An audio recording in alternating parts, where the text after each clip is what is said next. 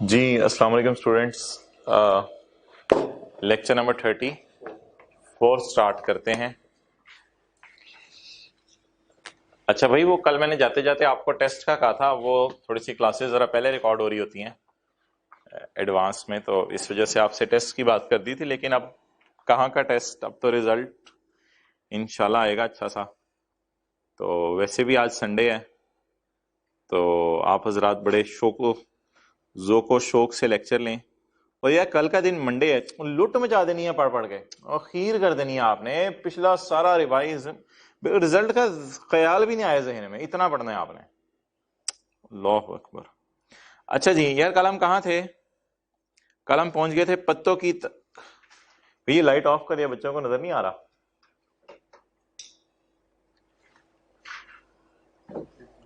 Employer ने employee को बुलाया था और एम्प्लॉयर ने एम्प्लॉय को कहा था, एम्प्लॉय इधर आ। जी जी जी सर मैं आया। एम्प्लॉय तेरे लिए एक चीज रखी है। और एम्प्लॉयर ने कपड़ा उठाया और कपड़ा उठा के कहा, ये देख तेरे लिए मैंने घर रखा है। एम्प्लॉय ने कहा, जबरदस्त। आप वापस आ जाए। एम्प्लॉय ने कहा, जबरदस्त सर, मजे हो गए, आप मुझे घर दे रहे हैं। एम्प्लॉयर ने कहा, मैं तुझे दो ऑफर कर रहा हूं, या पैसे ले लो या घर ले लो, मर्जी तुम्हारी है। या पैसे ले लो या घर ले लो, मर्जी तुम्हारी है। एम्प्लॉय ने कहा, सर मैं मशवरा करके बताऊंगा आपको, ऐसी बातें बड़ों से पूछे बगैर हम नहीं बताते। तो बेगम के पास गया, बेगम से मशवरा किया। बेगम ने कहा, सर ताज मैं तैयार हूं, हम घर लेंगे। अगर एम्प्लॉय घर लेना पसंद करे तो रूल पता है क्या है? Higher of 45% of basic salary, या वो पैसे जो एम्प्लॉयर ने ऑफर किए थे, अगर एम्प्लॉय घर ना लेता तो कितने पैसे एम्प्लॉयर ने ऑफर किए थे? वो मेरे ख्याल से ऑफर थी 50,000 की। इन दोनों में से हायर हमने पकड़ा था, सैलरी में ऐड कर दिया था। अच्छा यार, ये ना एक चीज है इसमें, अब अगली बात सुन लो। कुछ बच्चे सवाल पूछते हैं, सर एम्प्लॉय ने पता है क्या कहा? सर एम्प्लॉय ने कहा, नहीं नहीं नहीं नहीं नहीं, एम्प्लॉय ने कहा, सर मुझे तो पैसे चाहिए। बेगम से मशवरा किया, बेगम ने कहा, ये घर, इस घर में मैं रहूंगी, इस घर में तू रखेगा मुझे, चल। ने कहा, चल चुल कोई नहीं, एक और ऑफर भी है। तो अगर एम्प्लॉय ये कहता, इधर लिखा हुआ है employee has opted for home, लिखा हुआ है ना, लेजर लाइट यूज कर लेते हैं। इधर लिखा हुआ है employee has opted for home, लेकिन अगर सवाल में लिखा होता है एम्प्लॉय हैज ऑप्टेड फॉर 50,000, फिर क्या करते हैं? फिर तो घर दिया ही नहीं, फिर तो ये कहानी ही खत्म हायर वाली। फिर पता है क्या करते? फिर सैलरी के चैप्टर के दूसरे सफे पे चले जाते, और सैलरी के चैप्टर के दूसरे सफे पे हमने पढ़ा था अलाउंसेस लगा बंदा कैश होते हैं, इनको बस 50,000 ज़रब 12 करके इनकम में ऐड कर दो। फिर मेरे ख्याल से ये बहस ही नहीं थी हायर ऑफ वाली। तो छोटा सा करके लिख लो, अगर एम्प्लॉय हाउस रेंट अलाउंस लेना पसंद करता तो फिर हायर ऑफ वाले चक्कर में नहीं पड़ना था। अगर एम्प्लॉय हाउस रेंट अलाउंस लेना पसंद करता फिर आपने हायर ऑफ वाले चक्कर में नहीं पड़ना था।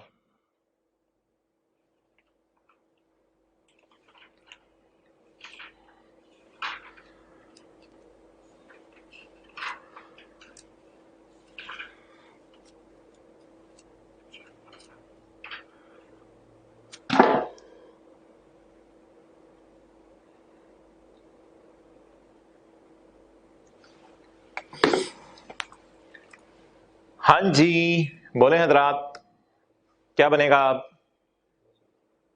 अगर एम्प्लॉय, क्या लिखवाया मैंने? तो फिर हायर वाले चक्कर में नहीं पड़ना था। फिर वो दूसरा सफा जो था चैप्टर का, उसके मुताबिक आपने 50 को बस 12 से मल्टीप्लाई कर देना था। अलाउंस तो लगा बंदा कैश होता है ना, फिर आपने 50 को 12 से मल्टीप्लाई करके डायरेक्ट 6 लाख ऐड कर देना था। हायर चेक नहीं करना था हायर क्या है।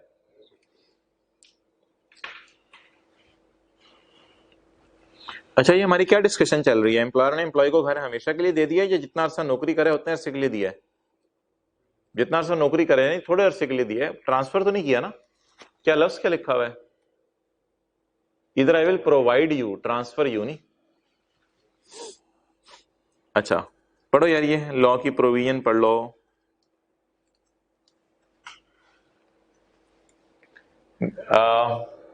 हेडिंग पढ़ो पॉइंट 12 की, क्या? Valuation of accommodation. The value of accommodation provided by employer to employee shall be higher of. इसी पेज पे हूं मैं,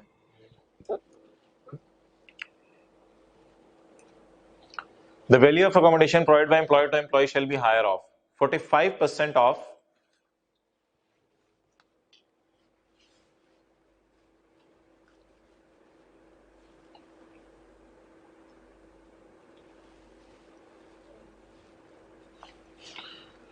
आप पढ़ो higher of 45% of basic salary. ये बीच में उसने कुछ लिखा हुआ है वो मैं पढ़ा दूंगा आपको। 45% ऑफ बेसिक सैलरी और द अमाउंट वो पैसे, जरा इंग्लिश बड़ी मजे की है, अमाउंट वो पैसे that would have been paid जो दिए जाते, पेड बाय एम्प्लॉयर एम्प्लॉयर देता, हैड का मतलब है अगर, अगर अकोमोडेशन ना देता एम्प्लॉयर, अबे अगर तू घर ना देता कितने पैसे देता? एम्प्लॉयर ने कहा अगर मैं घर ना देता तो तुझे 50,000 देता।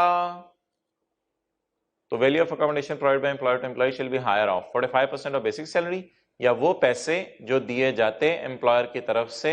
ये ना साथ साथ पढ़ लिया करो वरना फिर आप लोग मेरे से बाद में सवाल कर रहे हो तो सर इसकी इंग्लिश समझ नहीं आई हमें। तो इस साथ साथ देखो मैं लफ्ज पे लफ्ज तर्जमा करता हूं, मुझे पास्ट के तजर्बे की बुनियाद पे पता है कि कौन से अल्फाज ऐसे हैं जिनको बच्चों को समझ नहीं आती पढ़ के, तो मैं लफ्ज पे लफ्ज तर्जमा कर रहा हूं। देखो पैसे जो दिए जाते एम्प्लॉयर की तरफ से अगर घर ना दिया जाता, अमाउंट याद भी कर लो, फिक्रा बोलो आहिस्ता आहिस्ता, amount that would have been paid had no accommodation been provided, employee include the director of a company. ये उसने बस ऐसी एक बात लिख दी। अच्छा ये नोट फॉर स्टूडेंट्स अभी छोड़ो यार, ये एक लफ्ज है जो मैंने मिटाया हुआ है, इसकी तफसील कुछ यहां पे है। एक चीज होती है minimum of time scale. Minimum of time scale क्या होता है?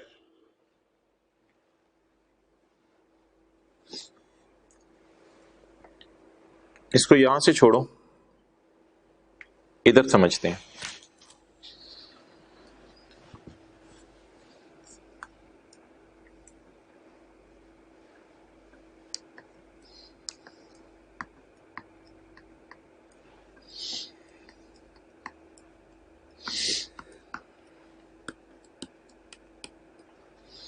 एक एम्प्लॉई है,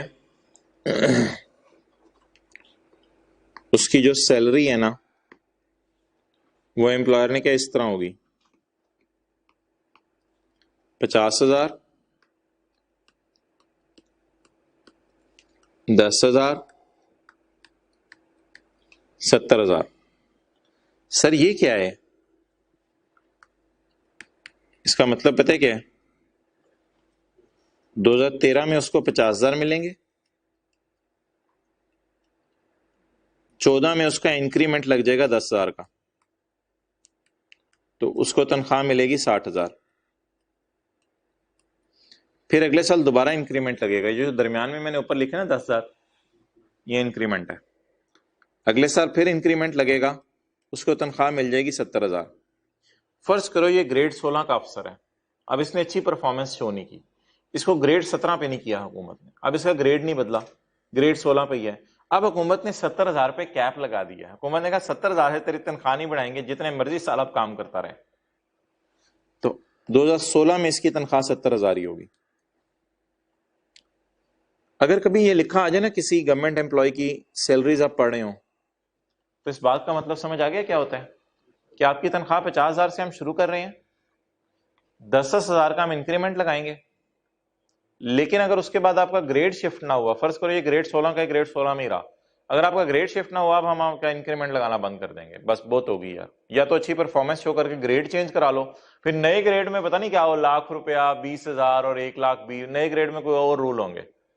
लेकिन अब आप ऐसा करो कि आप 70,000 से ऊपर हम आपको 2017 में भी आप काम करोगे तो आपको 70,000 ही बेसिक सैलरी देंगे, इससे ₹1 ज्यादा नहीं देंगे। इस लाइन का ये मतलब होता है, ठीक है। लेकिन मुझे ये बताओ यार कि मिनिमम टाइम स्केल कितना है जिसपे इसने ज्वाइन किया था? अगर इससे मैं पूछूं 13 में यार मिनिमम टाइम स्केल तेरा कितना था, कहेगा 50,000। 14 में मैं पूछूं घर कितना लेके जा रहे हैं, सर 60,000। अच्छा यार बता मिनिमम कितने पैसों पे तूने ज्वाइन किया था? जी 50,000। मिल नहीं रहे होंगे 50, मिल 60 ही रहे होंगे। अच्छा 17 में मैं 2015 में इससे पूछूं यार वो तूने मिले कितने हैं, कहते हैं सर मुझे 70,000 तनख्वाह मिली है। अच्छा तूने जब ज्वाइन किया था तो मिनिमम कितने पे तूने ज्वाइन किया था, कहते जी 50,000 पे ज्वाइन किया था। बड़ी बात है यार, अब तो 70 हो गए हैं तेरे। अच्छा 17 में भी 16 में भी खड़े होकर मैं इससे पूछूं यार तुझे मिले कितने, कहते हैं मैं घर तो 70,000 लेके जा रहा हूं। अच्छा यार तूने ज्वाइन कितने पे किया था, ये वो मिनिमम टाइम स्केल जिसपे मैंने ज्वाइन किया था वो 50,000 है। क्लियर होगी ये बात। अच्छा अब ये इतनी लंबी चौड़ी बहस मैंने की क्यों है, ये तो एक हिस्टोरिकल डाटा है, मानो ना मानो ये तो हिस्टोरिकल डाटा है। करंटली जो सैलरी ड्रॉ कर रहा है वो ये है, लिखा पता है क्यों है मैंने,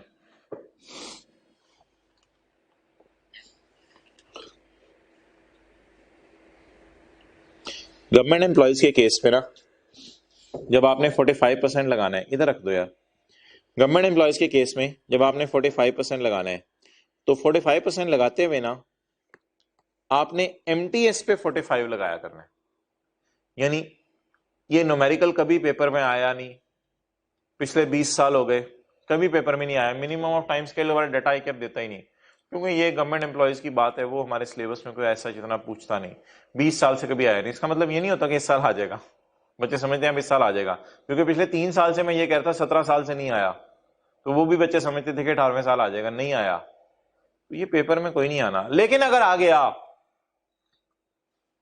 और पेपर में आपको ये वाली फिगर और ये वाली फिगर अलग अलग गिवन हुई, तो वो जो अभी मैंने रूल पढ़ा है ना 45% लगाने हैं, तो मेरे भाई वो 45% जो है ना आपने हर साल पता है किस फिगर पे लगाने हैं, वो वाला 45% इन फिगर्स पे लगाना है, फिर आपने बेसिक सैलरी को इग्नोर कर देना। ठीक है, तो अगर किसी एम्प्लॉय की ऑब्वियसली वो 12 से तो आप मल्टीप्लाई करोगे ना, शायद ये पर मंथ सैलरी हो।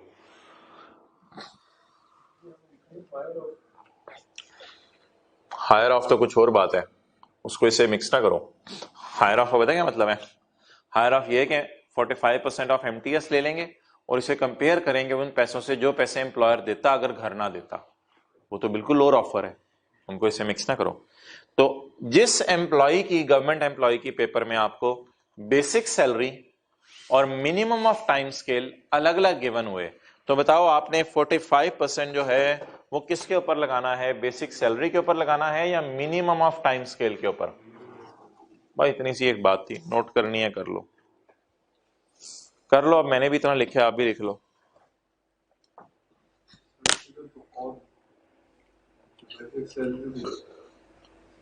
मैं वो क्या कहते हैं, मैं बताता हूँ, पढ़ता हूँ मैं इंग्लिश, अभी मैं पढ़ूंगा इंग्लिश, में खुद पढ़ाऊंगा।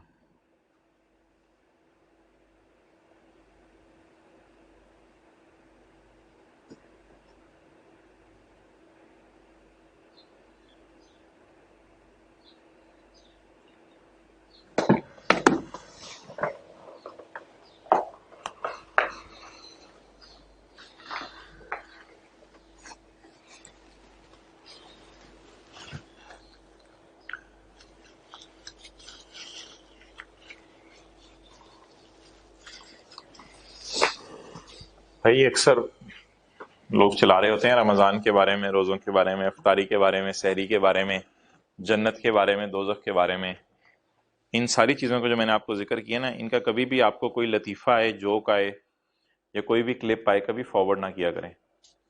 कुछ ऐसी चीजें होती हैं जिससे ईमान खतरे में पड़ जाता है, शार इस्लाम का मजाक उड़ाने से।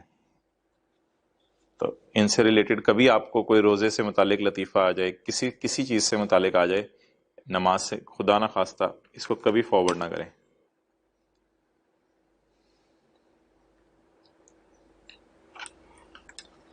अच्छा जी,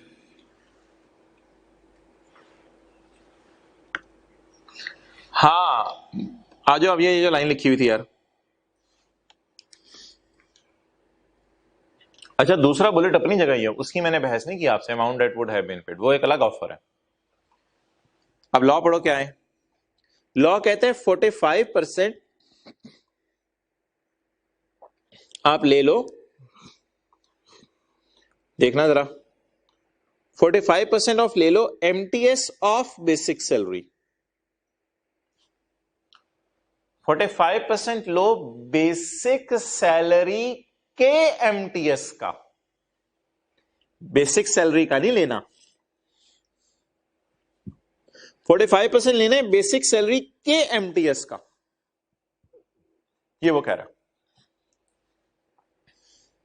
पढ़ो, 45% ऑफ एमटीएस ऑफ बेसिक, यानी वो आपको बेसिक बता रहा होगा, आप उसे कहोगे नहीं नहीं नहीं नहीं, नहीं मुझे एमटीएस बता।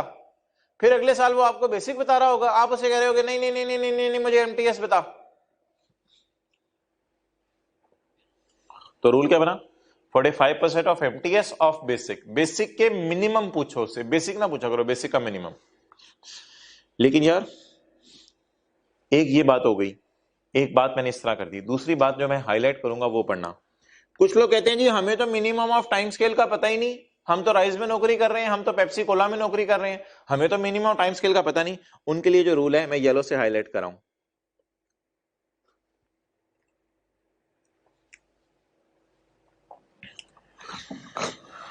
अब अगर आपने घर में पढ़ना है ना, तो ये दो बातें हैं, इनको इस तरह पढ़ना।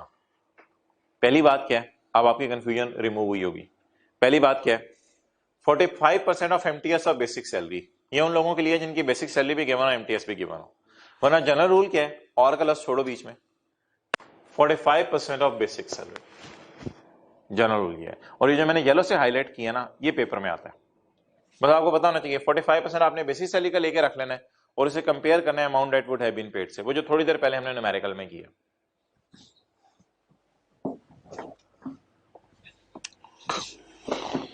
अच्छा जी यार, ये तो एमटीएस की डिस्कशन थी, मेरी नजर में बिल्कुल एक अनइंपॉर्टेंट डिस्कशन है, तो मैं ना इसको हमेशा के लिए काट रहा हूं यहां से, आप लोगों ने नहीं काटना।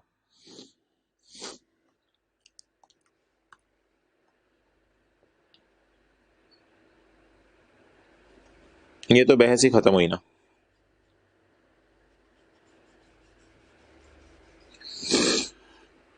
पढ़ो, अब क्या फिक्रा बचा, 45% ऑफ दी बेसिक सैलरी, या वो पैसे जो दिए जाते अगर घर ना दिया जाता, वो पैसे जो दिए जाते अगर घर ना दिया जाता। चलें जी, ये रूल है, ये थोड़ी देर पहले हमने कल न्यूमेरिकल में अप्लाई किया था। 45% ऑफ बेसिक सैलरी, या वो पैसे जो दिए जाते, बोलो बोलो बोलो बोलो बोलो बोलो बोलो बोलो बोलो बोलो, अगर घर ना दिया जाता तो कितने पैसे दिए जाते। ये रूल है, इस रूल को इंशाल्लाह लगा दिया करेंगे। अच्छा यार, पेज 92 पे आओ। सर उसी पे तो है। अच्छा चलो ठीक है यार, एग्जाम्पल 2 करते हैं। Example 2, basic salary is 1 lakh per month, employer has provided employee with a home, calculate the taxable income.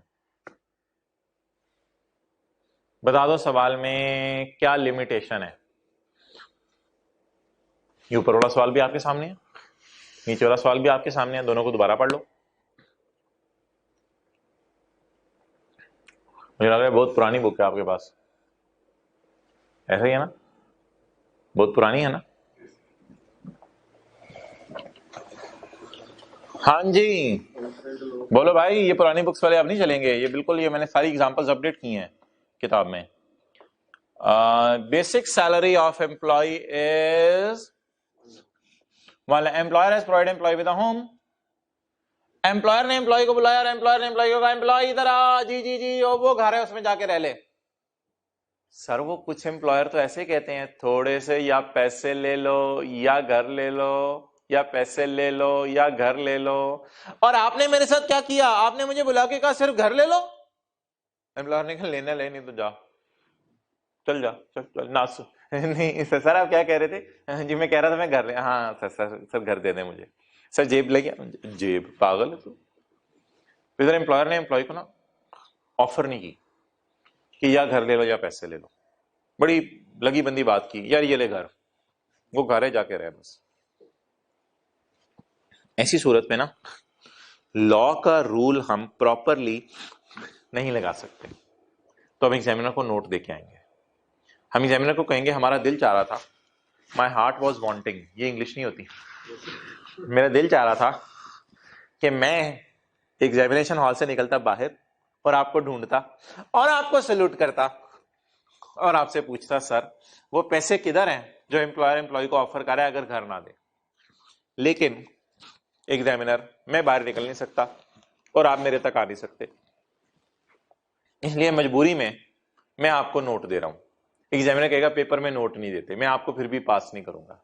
मैं आपने कहा नहीं, कायदे आजम वाले नोट नहीं, एनओटीई वाला नोट। एग्जामिनर ने कहा हाँ ये एक्सेप्टेबल है। आपने एग्जामिनर को एक नोट दे के आना है, कड़कता हुआ नोट, 5,000 वाला नहीं।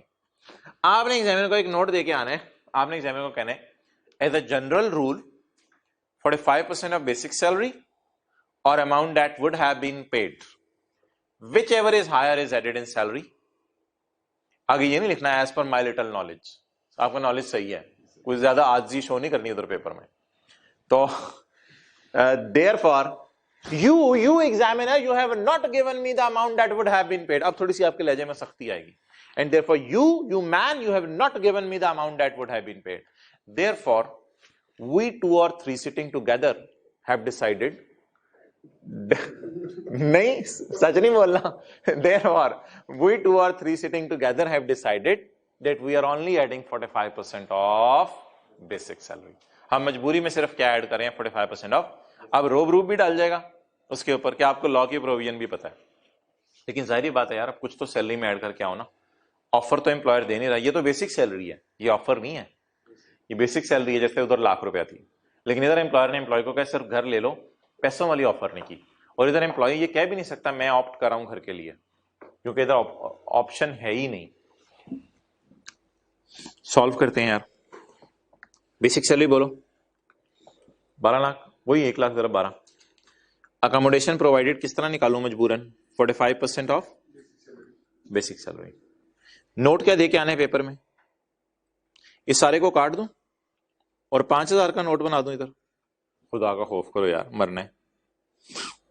Note as a general rule higher of 45% of basic salary or amount that would have been paid had no accommodation been provided is added in salary। The later one is not given। ज्यादा गुस्सा ना करना, by you to me, ज्यादा गुस्सा ना करना। The later one is not given, hence I, we me, please, hence I am only adding 45% of basic salary। इस I को मैंने सुना आजकल आप लोग I बोलते हो, तो hence I am only adding 45% of basic salary। तो ये 3 दफा जरा पढ़ो। अच्छा ऐसा करो, सफे के ऊपर जगह खाली है, इसे लिख लो एक दफा फिक्रे को, as a general rule, as it is copy paste करो, एज अ जनरल रूल। जरा याद हो जाए ये फिक्रा, ताकि पेपर में अगर लिखना पड़ जाए तो आपको लिखना आए।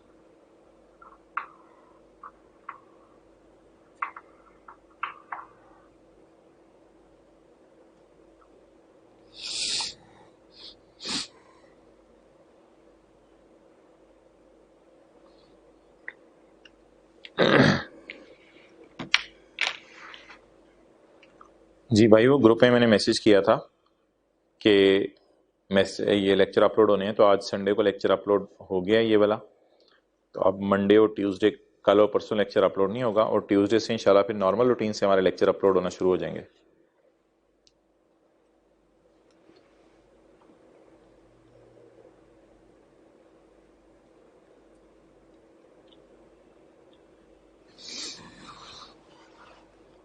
ओके चलें जी आगे।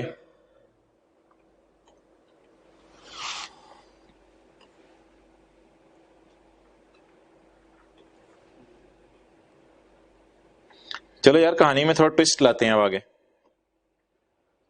ट्विस्ट ही कहानी बनाते हैं। एग्जाम्पल 3 नई किताबों में है। एन एम्प्लॉई, यार एम्प्लॉइज तो नहीं होना चाहिए था ना, ये employee, an employee is paid a basic salary of 90,000 per month. Employee को बेसिक सैलरी पर मंथ है 90,000 रुपया, और फर्ज कर लो वो पहला एम्प्लॉय था, नेस्ले है, नेस्ले ने पहले एम्प्लॉय को बुला के 2 ऑफर्स की थी, तो फिर हमने हायर वाली कैलकुलेशन बड़े कॉन्फिडेंस से की थी। फिर दूसरा एम्प्लॉय है, नेस्ले ने उसको बुलाया और उसको बुला के कहा यार तुझे ऑफर ऑफर कोई नहीं, तुझे घर दे रहे हैं बस। तीसरे एम्प्लॉय को बुलाया नेस्ले ने, और तीसरे एम्प्लॉय को बुला के नेस्ले ने कहा an employee is paid a basic salary of 90,000 per month, आपको हम तनख्वाह देते हैं 90,000 per month. Employer has provided employee with a furnished house, employer ने एम्प्लॉय को फर्निश्ड हाउस दिया। फर्निश्ड अनफर्निश्ड से कोई फर्क नहीं पड़ता, ट्रीटमेंट सेम रहनी है, फर्निश्ड अनफर्निश्ड के लफ्जों में आपने नहीं पढ़ना। The employer has provided employee with a house, house provide किया, ट्रांसफर नहीं किया। The house is not owned by employer, employer का अपना घर नहीं था, तो फिर एम्प्लॉयर ने मेरे ख्याल से ना बाजार से किराए पे लेके दिया होगा इसको। देखो ना, नेस्ले का ओनर है, नेस्ले का ओनर चाहता है कि मैं अपने एम्प्लॉयज को घर दूं, लेकिन नेस्ले के ओनर के पास कोई वो तो नहीं है, क्या कहते हैं, सोसाइटी पूरी के उसमें से घर एक एक करके यार तू इसमें रह ले, तू इसमें रह ले। तो अक्सर पता है ये एम्प्लॉयर्स क्या करते हैं, एम्प्लॉयर्स मिसाल के तौर पे राइस कॉलेज के अंदर कराची से कोई टीचर आ जाए, तो वो टीचर बड़े जबरदस्त नाम हो उनका, तो राइस वाले हो सकते हैं उसको ऑफर कर दें यार हम आपको घर भी दे देंगे। अब इसका मतलब ये नहीं कि प्रिंसिपल साहब के पास कोई घर है, इसका मतलब ये है कि प्रिंसिपल साहब कहेंगे इधर यार पिछली गली में कहीं आप चलते हैं, कोई अच्छा सा घर देख लेते हैं, तो वो घर आप मेरी तरफ से रखें, मालिक मकान से एग्रीमेंट करना वो सारे मैं खुद करूंगा, बस आपको मेरी तरफ से घर दिया गया। तो employer has provided the employee with a house, the house is not owned by employer, employer का ये अपना घर नहीं है।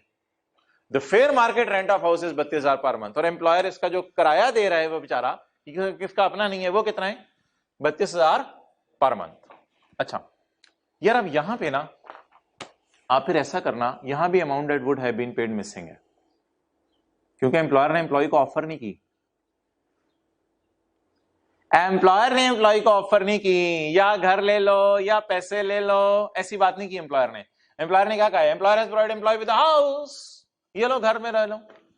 लेकिन इसमें ना लॉ मेकर क्या कहता है वो एक अलग बहस है, वो शायद कोर्ट में कोई जज साहब भी डिसाइड करेंगे। आईकैप से मैंने ईमेल की थी, पूछा था, आईकैप कहता है यार बच्चों को बता दो कि इसको amount that would have been paid ले लें, क्योंकि शायद एम्प्लॉयर एम्प्लॉय को ये कह रहा है कि यार इतने किराए वाला तुझे घर ले देता हूं, घर नहीं चाहिए तो इतना फेयर मार्केट किराया वैसे मेरे से ले लिया कर। लेकिन मैं स्टिल थोड़ा सा आईकैप से इख्तलाफ ही करता हूं इस बात में, क्योंकि ये वो ऑफर नहीं है एम्प्लॉयर की तरफ से। लेकिन आईकैप ने एक ईमेल का रिप्लाई किया था जिसके वजह से मैंने एक नोट भी डाल दिया किताब में इस दफा, note for students, if amount that would have been paid by employer had no accommodation been provided is not given in exam, then we will compare 45% of basic salary with fair market rent of property if it is given। ये note आप लोगों के लिए मैंने डाल दिया आईकैप की email के रिप्लाई की वजह से। आईकैप में भी ना एग्जामिनर्स में इख्तलाफ है, कुछ एग्जामिनर्स किसी चीज के कायल हैं, कुछ किसी चीज के कायल हैं। तो हमारी बात की अब समरी ये होगी, मैंने बात बहुत फैला दी, बात को फैलाना नहीं चाहिए था मुझे, सादा सी बात यार, अगर कभी घर का फेयर मार्केट किराया दिया हुआ ना तो फिर आप उससे कंपेयर कर दिया करना 45% ऑफ बेसिक सैलरी को।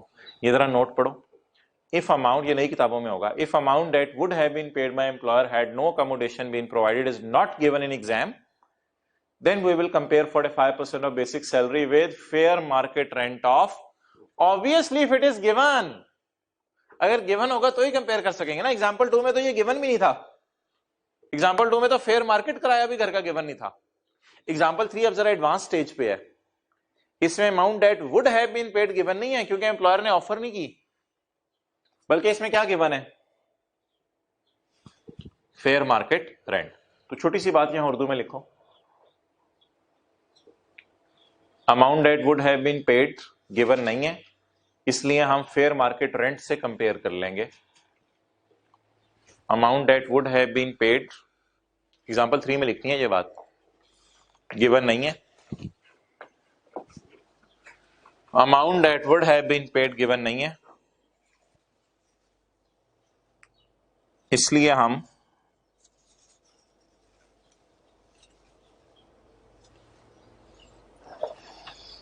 %45 ऑफ बेसिक सैलरी को फेयर मार्केट रेंट से कंपेयर कर लेंगे। इसलिए हम 45% ऑफ बेसिक सैलरी को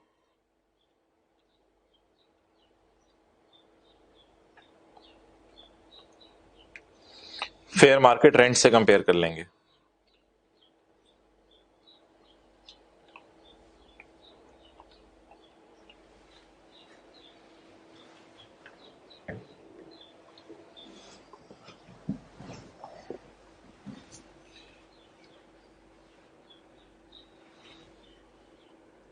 मजबूरी में, आगे लिखो मजबूरी में। मजबूरी अब क्या करें, लॉ का रूल तो लग नहीं रहा। चलो यार सॉल्व करवाओ।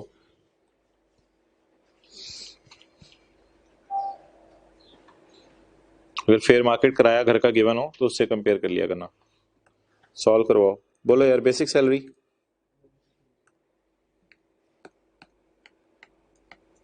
मल्टीप्लाइड बाय कितना आ गया, 1080 000 हेडिंग देखो अगली जो मैं दे रहा हूं, अकोमोडेशन प्रोवाइडेड। बोलो हायर ऑफ 45% ऑफ 10। हाँ यहां एमटीएस ले लेते अगर एमटीएस गिवन होता, यहां पे वो अलग कॉन्सेप्ट है, उसको मिक्स ना करना इसे। या वो पैसे जो दिए जाते अगर घर ना दिया जाता वो तो अवेलेबल नहीं है, तो फेयर मार्केट कराया अवेलेबल है। बोलो 32,000 इंटू 12 मंथ। पहले का जवाब था 1080 इंटू 45%।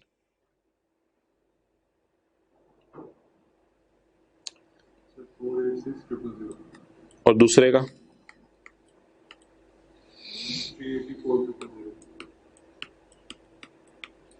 बताओ ग्रैंड टोटल। वो ग्रैंड टोटल नहीं, सॉरी ग्रैंड टोटल नहीं, हायर।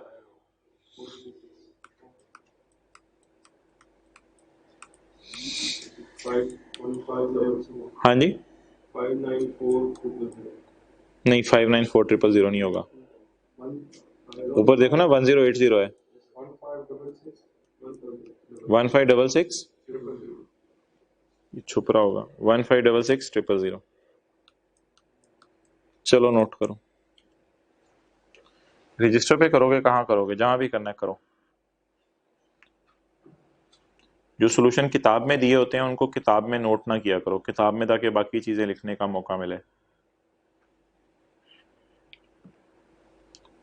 और अगर जो टेस्ट का न्यूमेरिकल जैसे मैंने कराया था क्लास में, उसको भी किताब में ही कहीं नोट कर लिया करो। चैप्टर 1 2 3 अगर आप देखो ना, तो उसमें एक एक दो दो सफा पहले वाला खाली है, बल्कि हर चैप्टर में ही खाली है। वो तो 1 2 3 में वैसे ही यूज नहीं होना कहीं, चैप्टर 1 2 3 में वो सफे।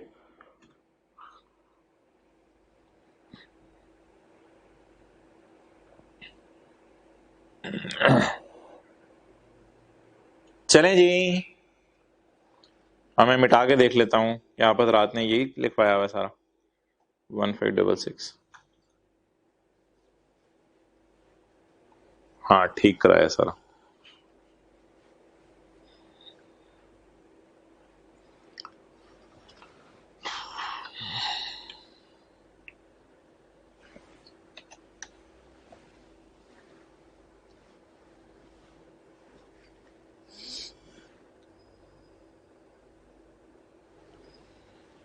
पॉज करना।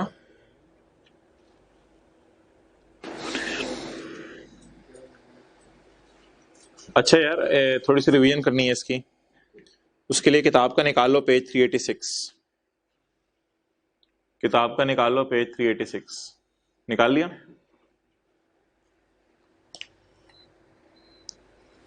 ये पढ़ो यार,